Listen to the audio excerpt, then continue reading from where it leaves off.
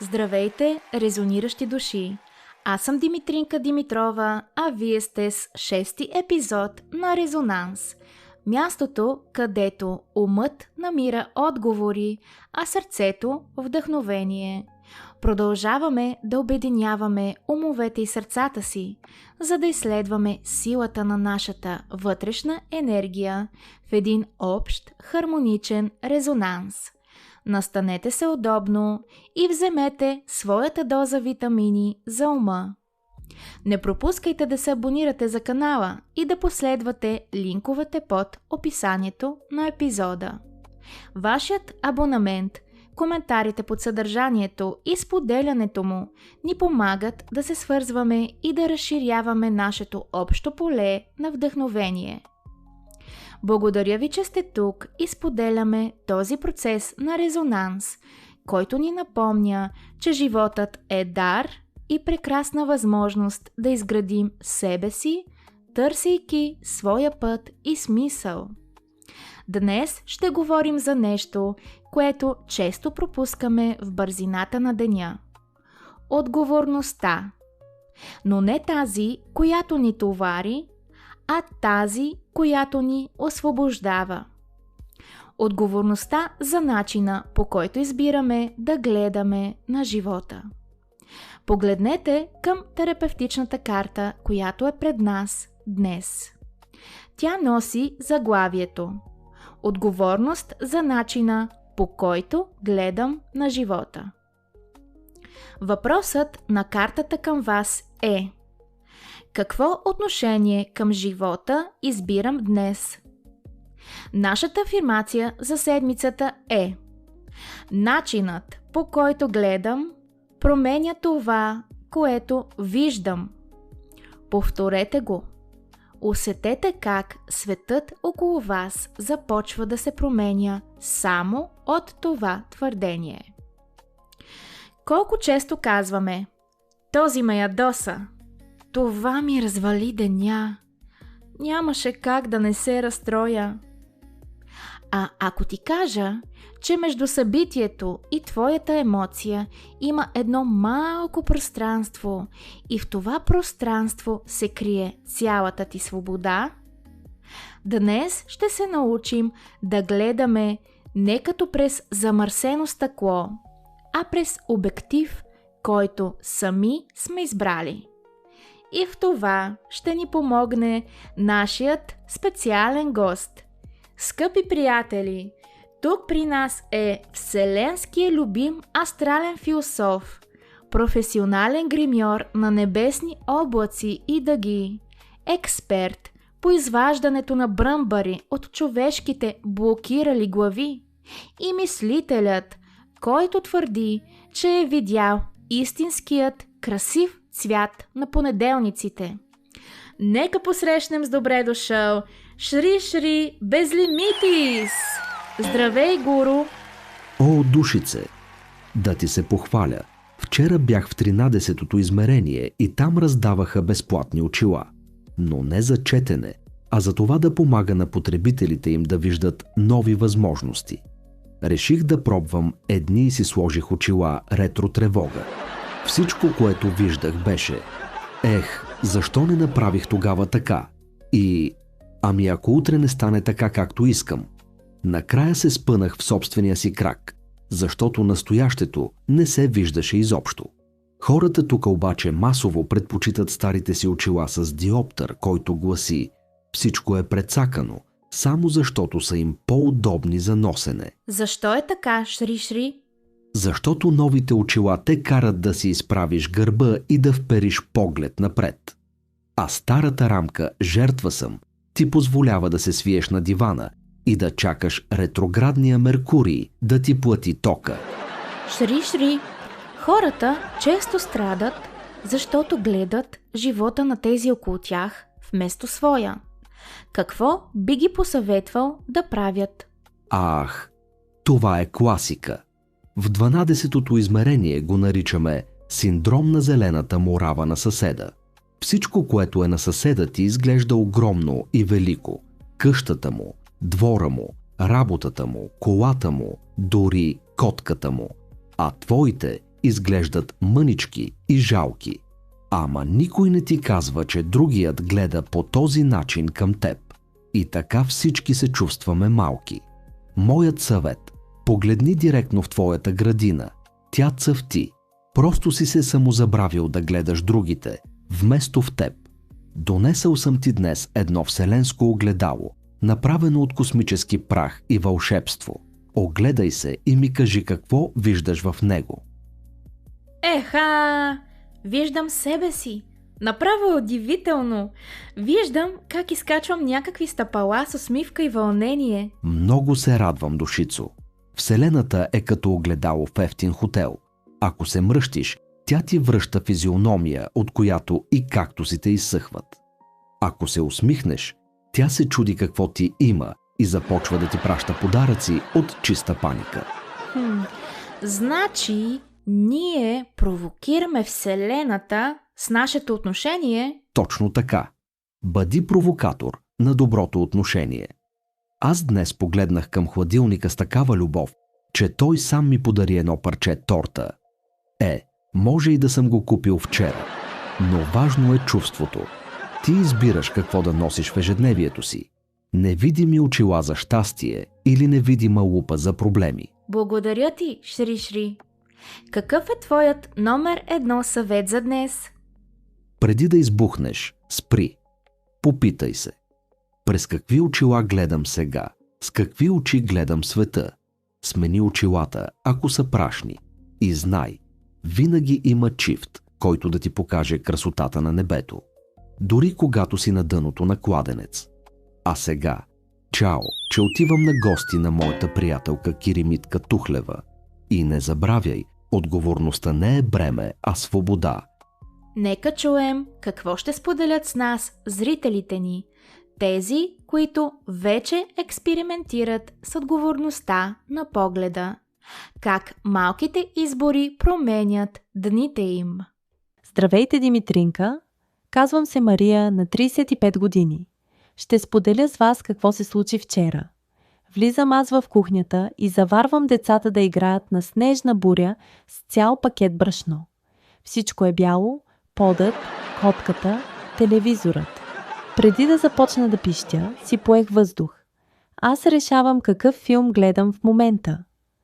Смених жанра от драма на комедия. Снимах забавно видео, пуснахме си силна музика и ги накарах да изчистят, като им казах, че това е мисия по спасяване на планетата от извънземен прах. Беше най-забавният ни следобед. Здравей, Димитринка, аз съм Теодор, на 37 години, от Пловдив. Шефът влезе в офиса в понеделник, готов да ни изпепели. Преди да ме свие стомахът, реших да сменя диоптъра. Представих си, че той не ни се кара, а всъщност пее. Италианска опера на висок глас. Докато той ръкомахаше и викаше, аз усещах как в главата ми звучи Лучано Павароти.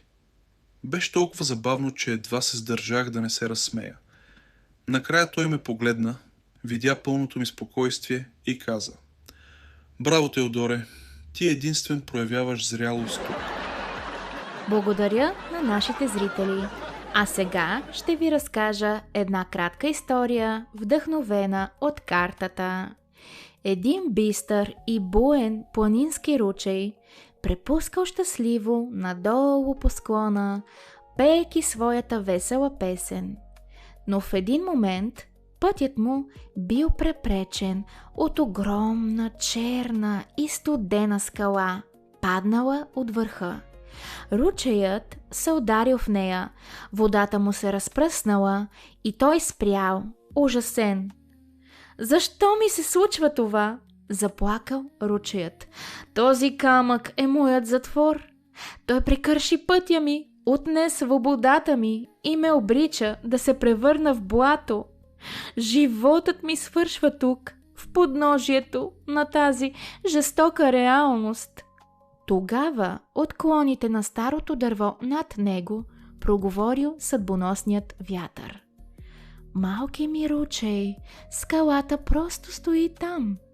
Тя няма сила над теб, освен ако ти не я дадеш. Промени отношението си към нея, спри да се удряш с гняв и я прегърни със своята мекота. Ручеят поел дълбоко въздух, укротил гнева си и избрал нов поглед. Вместо като враг, той погледнал на скалата, като на партньор в нов танц. Той се разлял, обгърнал я нежно от двете страни и в този миг се родил най-красивият, величествен и шумящ водопад в цялата страна. Скалата не го спряла.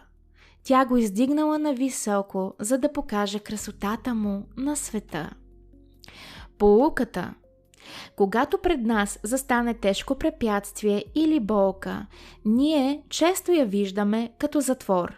Но, когато поемем отговорност за отношението си, разбираме, че всяка скала по пътя ни е просто възможност да открием новата своя версия, която е по-мощна и красива от преди.